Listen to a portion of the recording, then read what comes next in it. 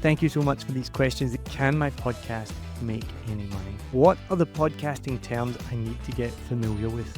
What is a download and what is a listen? What do I need to learn as someone who wants to host a podcast? What do you need to know as a podcast host? Do you need to train your voice or rest your voice before an episode? How do you get comfortable doing a recording or feeling confident to share? What are the apps or tools you'd recommend becoming familiar with? How much time should I dedicate to a podcast? Can my podcast make any money?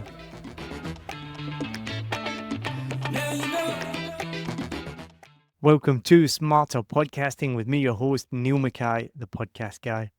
I started my first podcast in 2019 just as a hobby because I was bored one day, and it is now the longest running English language podcast in Vietnam and in the top 5% of podcasts worldwide.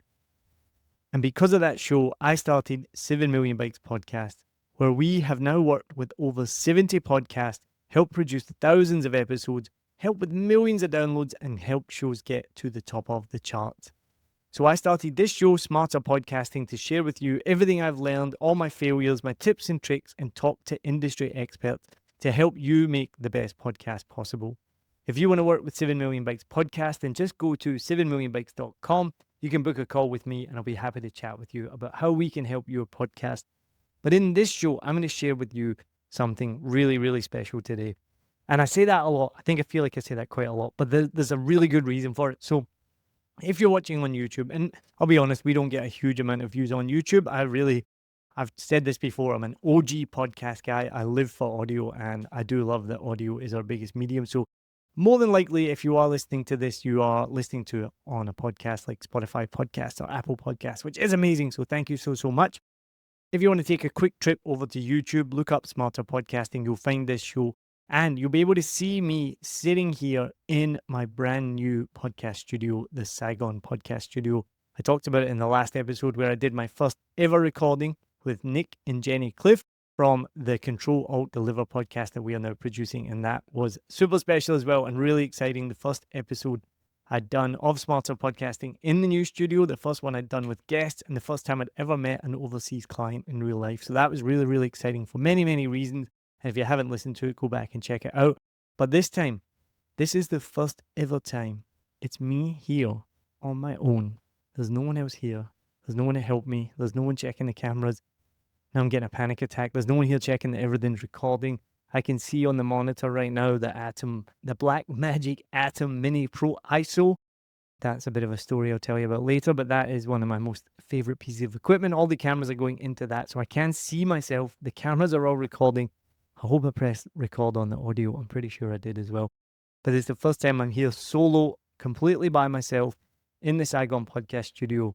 What I'm really excited to share with you today in this episode is a Q&A episode. So every month I put a shout out for questions that I will give answers to, mostly on LinkedIn. So if you're not following me on LinkedIn, make sure you go and do that. But on this occasion, this is why it's so special. I had a good friend come and visit me here today at the studio, Chelsea Gallagher, which turns out her office is just 1 block away, and I didn't know that. And the reason she wanted to come and visit me is because she actually wants to start her own podcast. And I'm obviously really, really excited about that. I told her it's a great idea for many, many reasons. And we talked about how she could do that. We talked about lots and lots of different things. And obviously as well, how she can record that here in the Saigon podcast studio, which is pretty cool as well. But I realized I'd actually forgotten to put out a good post asking for questions. So I didn't have any questions for this Q&A. And perfect timing. I said to Chelsea, well, we're doing this right now. I mean, I'm answering your questions. So give me some questions that you want me to ask on this episode, and I'll ask and record it for you, and then you can see it when it comes out. So this episode all comes from Chelsea Gallagher. Thank you so much for these questions. These are genuine questions that she has asked. I haven't seen them yet, that she wants to know about before she starts her first podcast. So this episode is especially good for somebody who hasn't started their podcast, who's thinking about it, who is thinking about these same questions. But they will also help you if you already have a show as well, because we can always change things up. And so maybe some of these questions might be relevant to you. So Chelsea, thank you very much. I'm going to read out the first question. What are the podcasting terms I need to get familiar with? That's a great one, because this is something that even I get tripped up over quite a lot. I think the biggest thing that you need to know, this might be applicable to somebody who already has a podcast, because these things can get really confusing, I think. The first thing you need to know is the difference between a directory and a host. A directory is where your podcast is listened to. So it might be Spotify, Apple Podcasts, Amazon Prime, iHeartRadio, and there's about another 30 different podcast directories. Everyone just thinks of Apple Podcasts and Spotify. They make up about 50% in total of all podcast listens. And I have to mention YouTube as well, because YouTube is a bit of a funny one. You can listen to podcasts on YouTube, not video, if you have YouTube Music and your podcast is listed as a podcast on YouTube. It's a little bit complicated. I don't think many people actually consume podcasts that way, but maybe some people do. But you can be on YouTube as well. All these directories that I was going to say you've never heard of, but a lot of people haven't heard of, come from back in the day, primarily from what I know, back in the day before Apple Podcasts and Spotify even existed. So when podcasts first came out, people needed a way to listen to them. And so these independent apps like Castbox is a big one, existed to help people consume the content and listen to podcasts. And they stick around today. And like any brand loyalty, people like those apps and they stay on them. So not everyone uses Apple. Not everyone uses Apple Podcast and Spotify, right? So that's a directory. A host website or a host is essentially where your podcast lives.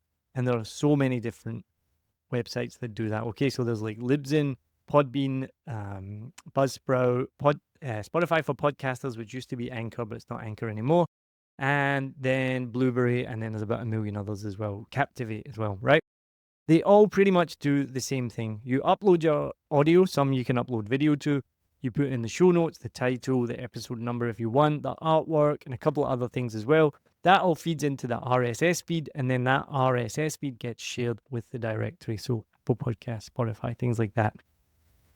I recommend using Buzzsprout. It's the one I've used from the very beginning because just like probably you, I Googled it, and from all the reviews, I went with Buzzsprout. Since then, I've used Podbean, I've used Captivate, I've used Spotify for podcasters. I still use that for a couple of my shows.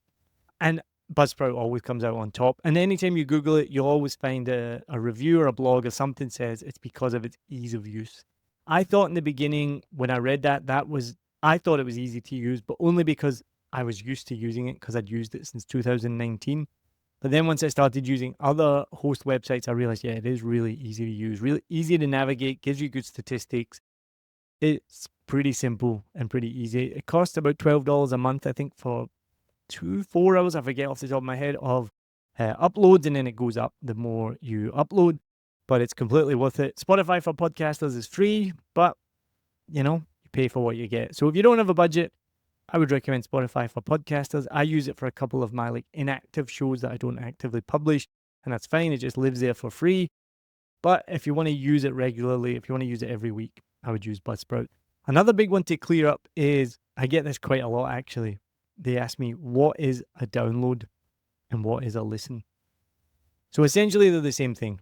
It comes back to the early days of podcasting, who a lot of people might not remember this. I remember this vividly, having to download stuff and put it on my iPod to listen to on the way to university. It's not like today where everything's connected to the internet and you just stream it on Spotify or Apple Podcasts. You physically, I don't know if that's the right word, but you had to download it and then put it on your iPod. And so it got called a download because that was where the numbers came from, was how many times it had been downloaded from the internet. Then time changed. We just stream everything. And so it kind of became a listen. But at the end of the day, if you're using something like Buzzsprout, it's going to give you a number, right? So it's going to say 200 downloads, 200 listens. It means the same thing. It means that on one of those directories, Amazon Prime, iHeartRadio, somebody pressed play, all right? And then it counts as a download.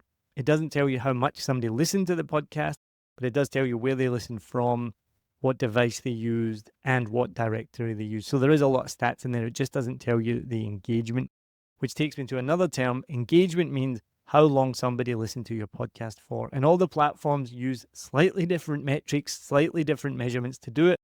But the main thing you want to do is go to Apple Podcasts directly. So it's Apple Podcast Connect, and then you log in, and you'll be able to find the percentage of how long someone had listened to your episode. And you can also go onto Spotify for podcasts as well, go in the back end, and you'll be able to find out your consumption rate there as well. So that's really important. Have a check of that. So that's engagement. There are different ways of measuring it on different platforms, but make sure you can find out what your engagement rate is. That's the difference between a download and a listen, and the difference between a host and a directory. So Chelsea, thank you for that question. Next question just for you. What do I need to learn as someone who wants to host a podcast?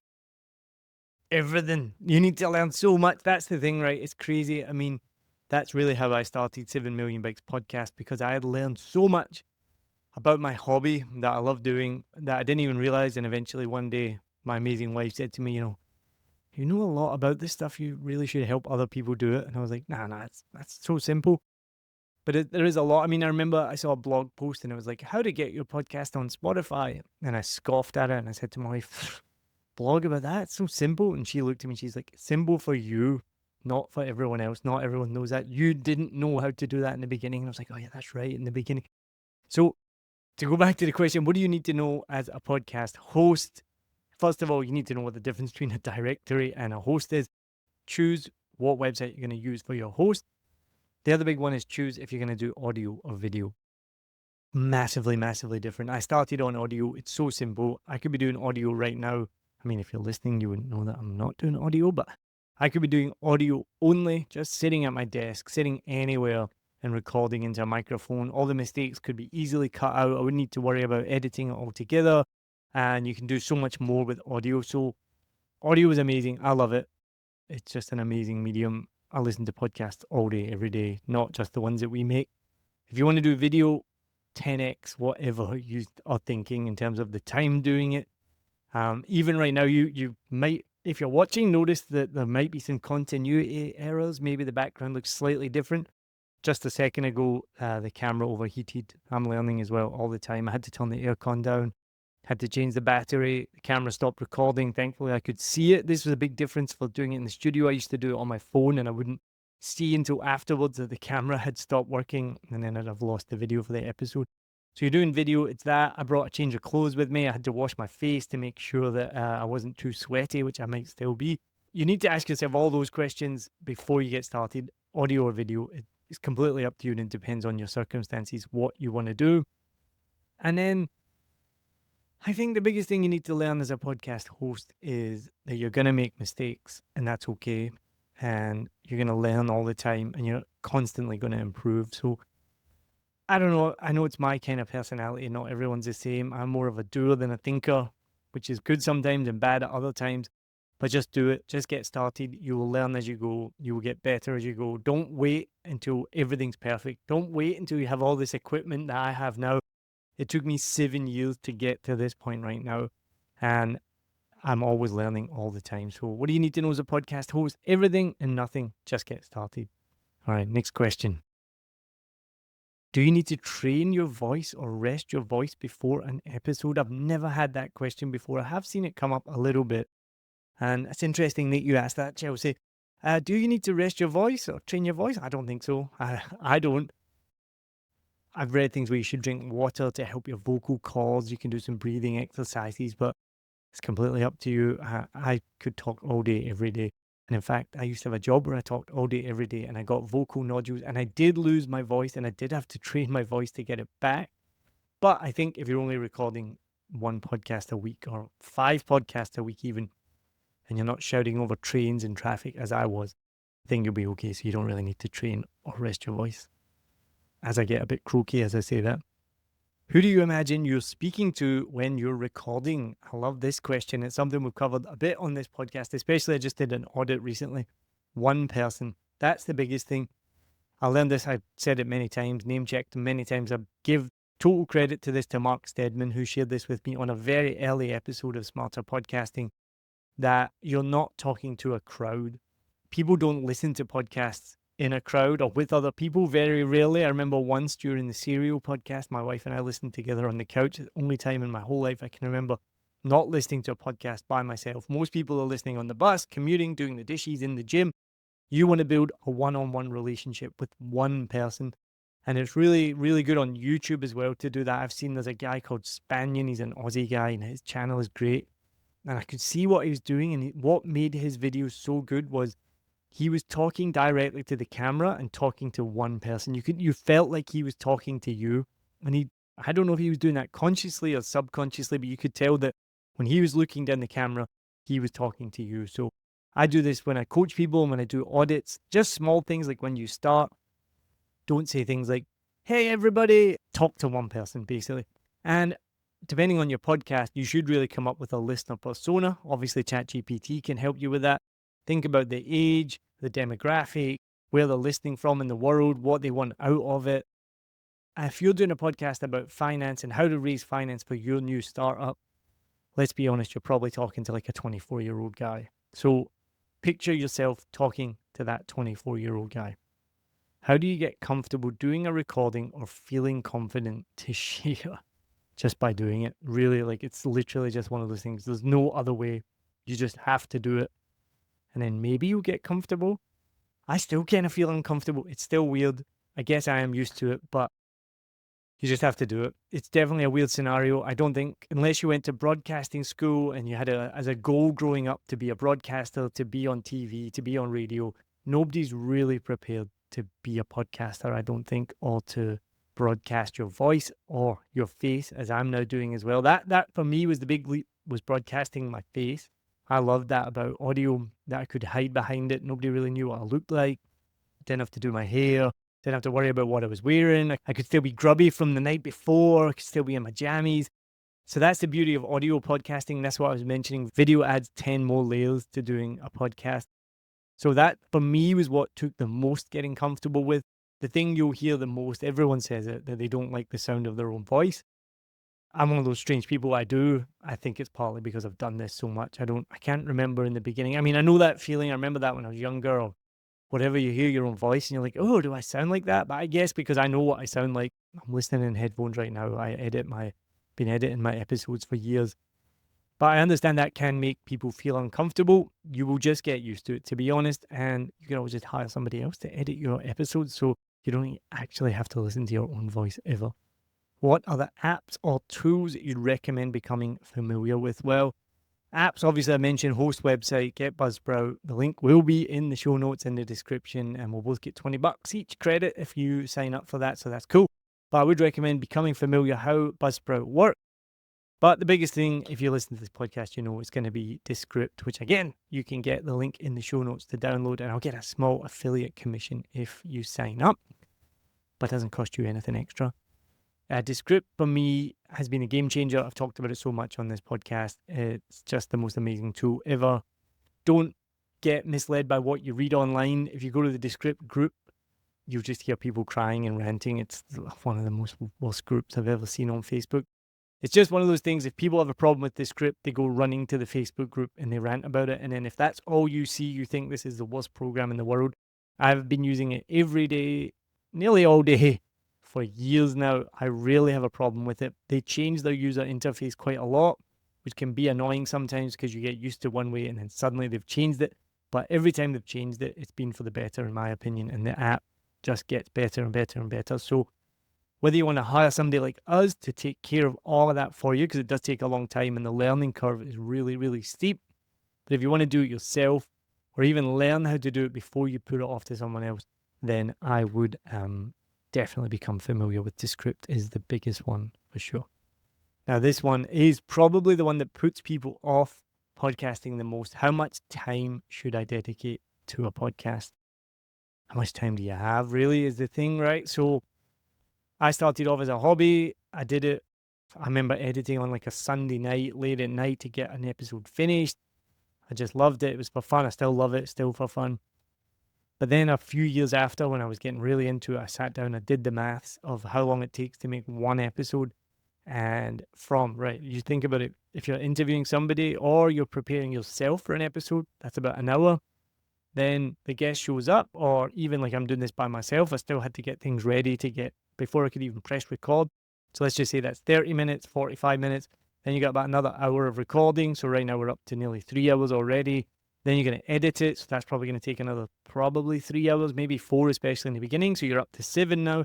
Then you're going to do the show notes, the titles. You got to upload it to Buzzsprout.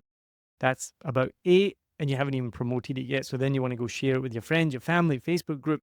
You want to go on Discord, all of these things. There's a million. I mean, that's the thing with podcasting. It could be endless. So I definitely think one episode about 8 to 10 hours. And I've been doing weekly episodes from the beginning. I've taken breaks. I think that's really important. Don't feel bad about taking a break if you have to.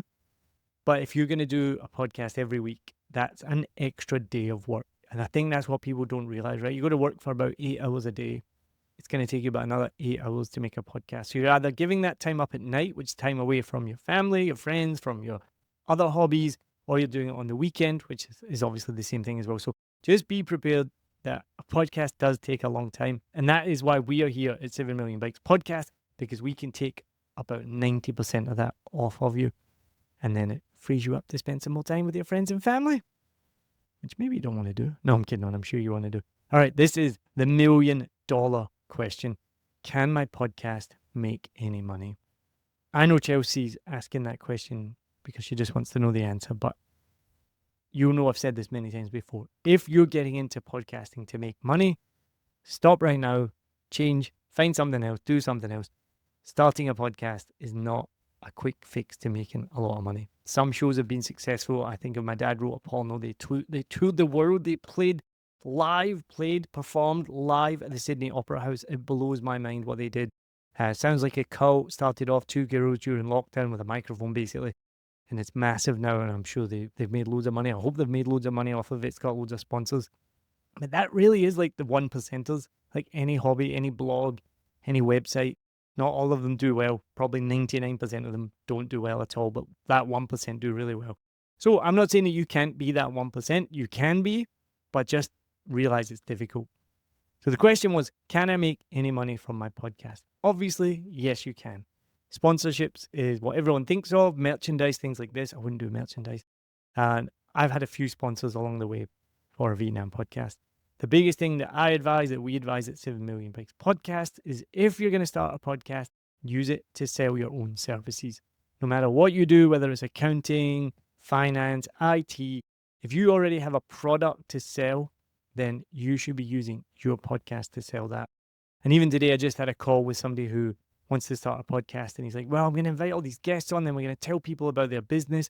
And I was like, whoa, stop. I mean, I didn't say it like that, but I was giving him my feedback, and I says, you don't want to give up all your time and energy to create a podcast to help someone else's business.